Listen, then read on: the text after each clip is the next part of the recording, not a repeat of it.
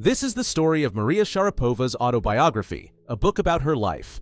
But surprisingly, the book talks a lot about someone else, Serena Williams. Many people noticed this and started talking. Why does Sharapova bring up Serena so often? The book stirred up some drama because Maria doesn't just talk about tennis. There's a deeper story here, a rivalry that feels personal, not just professional. To understand their conflict, you need to know how things went between them on the tennis court, or how they didn't really go. Sharapova became a top tennis player just as Serena Williams was already reaching her best form. And Serena didn't just reach the top, she kept going higher and higher. Her career is like a mountain range full of peaks. Sharapova, a 16-year-old from Russia, played in her first big tournament at the 2003 Australian Open. That same year, Serena, who was 21 at the time, won that tournament, which completed a run where she had won all 4 of the biggest championships in a row. People called it the Serena Slam. It made clear that Serena was the queen of tennis. Later that year, Sharapova started winning matches in big tournaments too. Around the same time, Serena had to stop playing for a while because of a knee injury that required surgery. She took a long break, and people started questioning if she was serious about tennis, especially since she was also doing things outside of sports. Eventually, Serena returned to the court and began playing in tournaments again. In their first match against each other at the Miami Open, Serena beat Maria without too much trouble. She wasn't fully back to her top level yet, but she was getting there. Then came the 2004 Wimbledon final. Serena made it to the final, but her opponent this time was the young Sharapova, who was only seeded 13th. No one expected her to reach the final, but Sharapova shocked everyone. She beat Serena in straight sets. It was a huge upset. People started wondering if Maria was the new face of women's tennis. Later that same year, Sharapova beat Serena again in the final of the WTA Championships. After 2 wins in a row, people began to think that maybe Sharapova would be Serena's biggest rival, or even take her place as the best. Maria was not just talented, she was also seen as very attractive, and that brought her a lot of attention. Even Serena complimented her looks at the time. The media loved the story, a young, pretty, new champion rising against the established queen. But then things changed. In 2005, they faced each other again at the Australian Open. Sharapova had 3 chances to win the match, 3 match points. On one of them, she almost scored an ace to win. But Serena fought back hard, won the match, and went on to win the whole tournament. That match turned out to be a turning point. After that, Sharapova continued to have a good career and won several major tournaments. But almost all of those wins happened when she didn't have to play Serena. Because when they did face each other, Serena kept beating her, again and again. Serena won more Grand Slam titles than anyone else. While injuries sometimes slowed her down, whenever she played Maria, she almost always won, and usually by a lot. In 2007, after taking a long break for her mental and physical health, Serena came back to face Sharapova in the Australian Open final. Sharapova had just hit Serena with a hard overhead shot. Serena stared at her and then destroyed her in the rest of the match. Serena kept winning their matchups at Wimbledon, the Olympics, the French Open, where Maria usually did well, and tournaments in Miami, Madrid, and other places. The only time Maria advanced past Serena again was in 2018, but that was because Serena had to pull out due to injury before their match. By then, the record was very clear. Sharapova beat Serena twice in 2004. After that, Serena beat her 19 times in a row. So it became obvious, while Sharapova was a great tennis player, Serena was one of the greatest athletes of all time. On the court, there wasn't really a rivalry, but things get more complicated off the court. Both players are known for being outspoken. Still, for years, they didn't say much about each other. That changed in 2013. That year, Serena gave an interview to Rolling Stone.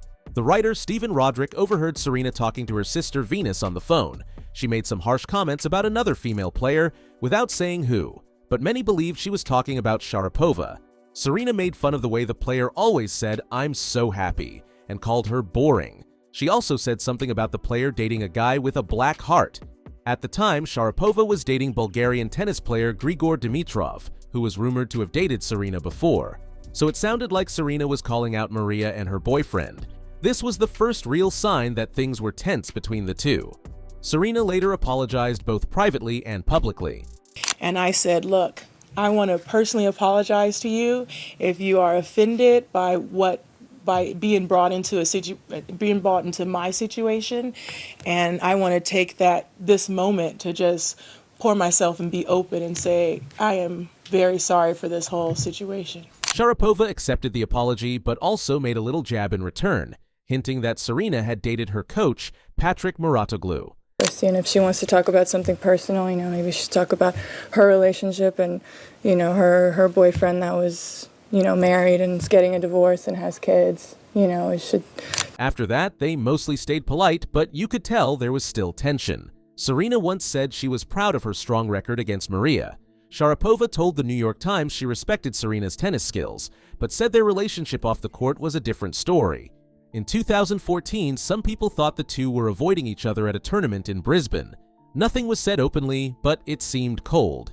Even though Serena once tweeted that she liked Maria's fashion, everyone knew the tension was still there. Part of the reason might be money and fame. Both women were among the highest paid female athletes in the world, but even though Serena had more wins, Sharapova made more money for over 10 years, from sponsorships and ads. That changed in 2016 when Sharapova failed a drug test. She was suspended and her income dropped. Meanwhile, Serena had been tested often and never failed a single test, even though she was often judged harshly for her muscular body. Sharapova herself spoke out when Russian officials made racist comments about the Williams sisters. Maria knew that Serena had faced racism and unfair comments about her body for years, both from the public and from officials in tennis. Which brings us back to the book. In her autobiography, Sharapova mentions Serena many times, even in the part about the author. Most of those mentions are respectful. She clearly sees Serena as a powerful and impressive athlete. But there are also parts that seem strange or a little cruel. She writes about Serena crying after losing at Wimbledon, making it sound dramatic. She describes Serena's body in a way that some people found unnecessary, calling her strong, muscular, and scary. She compares herself as a skinny kid and talks about Serena's legs a lot. But it's odd because Sharapova was actually taller than Serena, even as a teen. When Serena heard about those parts in the book, she didn't respond directly. But soon after, she posted a message on Reddit about her daughter and her hopes that she would be proud of her body, a post many people believed was aimed at Sharapova's comments. Maria later said she would be happy to talk with Serena privately about what she wrote. But even a year later, Serena still seemed upset. Sharapova has said she and Serena should be friends because they have so much in common. But in reality, there are too many things in the way. On the court, their so-called rivalry has always been one-sided. Off the court, their public comments have included digs, personal jabs, and even hurtful remarks. At times, they've tried to be civil, but the tension is always there. And underneath it all, the tennis, the fame, the gossip, is a quiet, cold rivalry that never really went away.